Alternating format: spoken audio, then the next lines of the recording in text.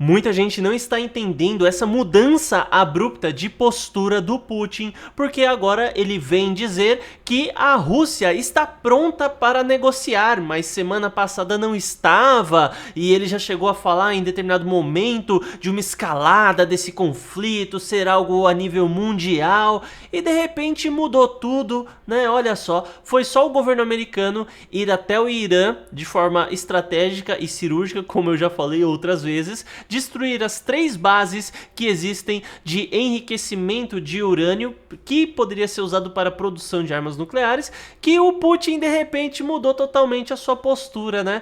E é interessante até a gente ressaltar que antes disso acontecer, o Putin tinha falado, nós estamos do lado do Irã, o Irã não está sozinho nessa. E depois que o governo americano fez o ataque, o que aconteceu?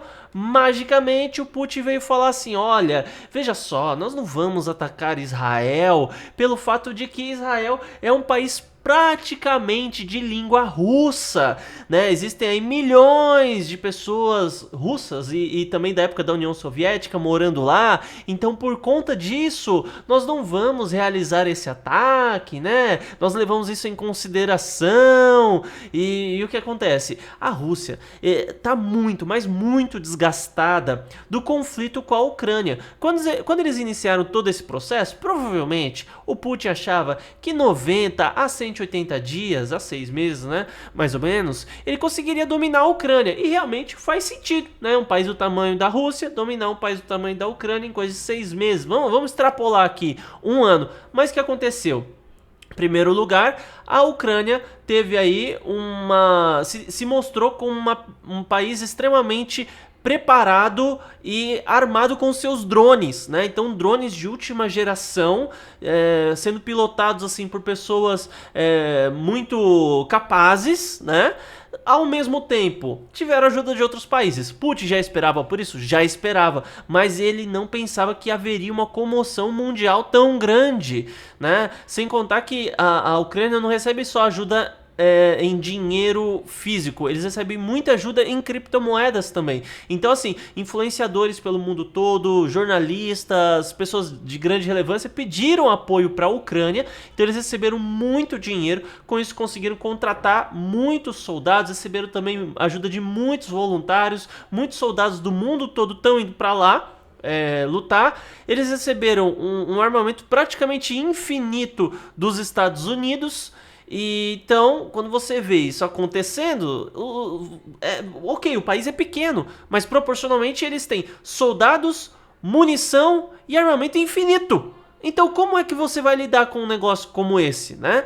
Então o Putin, ele chegou em um momento que ele não pode simplesmente retroceder, falar assim, não, pensando bem, eu errei nesse conflito. Ele tinha que primeiro dominar alguns territórios para depois falar que desde o início a estratégia dele no xadrez tridimensional era apenas dominar aqueles territórios ali e tudo mais, né? E eu sei que muita gente vai pegar aquele argumento que os historiadores estão falando por aí, não, a Rússia queria dominar a Ucrânia porque existe aí a Ucrânia era um território que fazia parte da União Soviética e a Ucrânia quis entrar para a OTAN e assim, não que isso esteja 100% errado, não é isso que eu tô falando, mas eu penso que existem muitos motivos dentro de uma guerra e interesses que a gente não vai descobrir, tá? A gente nunca vai saber, vamos passar a nossa vida inteira e a gente não vai descobrir as verdadeiras motivações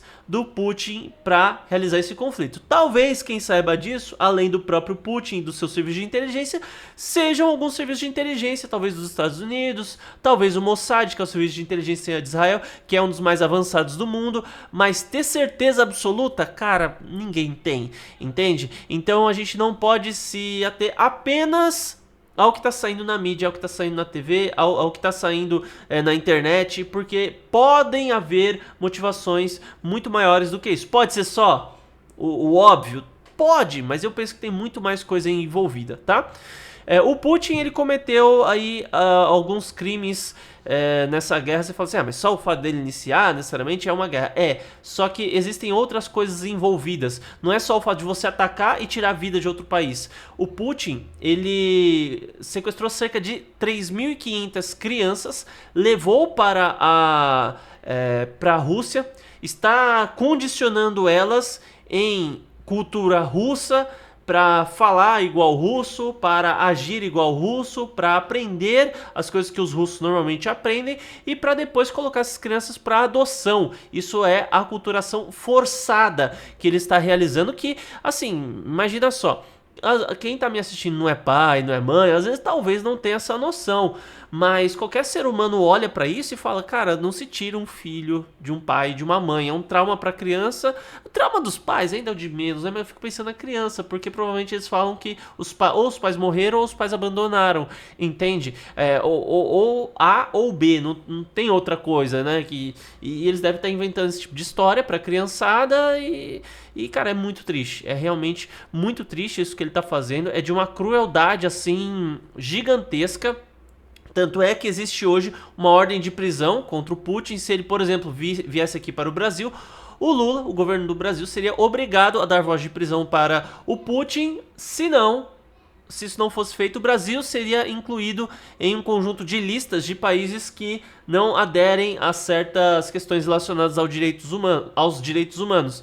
E essa pode ser uma das motivações que leva, inclusive, o Putin a não vir ao Brasil na reunião do BRICS, que é a união do grupo Brasil, Rússia, China, Índia e África do Sul, né? Inclusive, o líder da China também não vem para cá.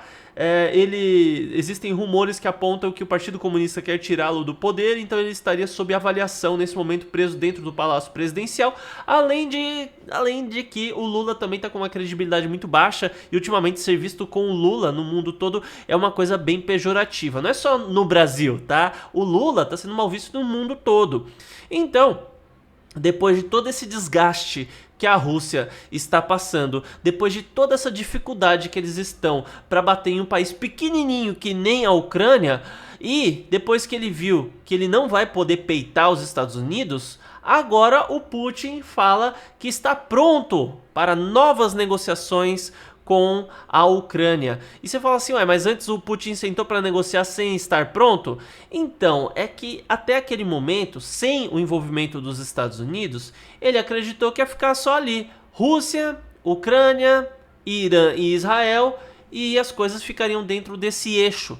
Para ele estava desgastante, mas ainda estava dentro de uma zona de conforto. Só que agora, com a presença dos Estados Unidos, assim, não que a Rússia fugiria de um combate contra os Estados Unidos, eles não fugiriam, mas ao mesmo tempo eles dariam tudo para não começar um combate contra os Estados Unidos. Então eu penso que isso tudo está sendo levado em consideração e por isso que ele fala agora em um possível acordo de paz. Mas comente aí o que você acha a respeito do assunto, aproveite e se inscreva no canal, ative o sino das notificações e deixe um like no vídeo. Até mais.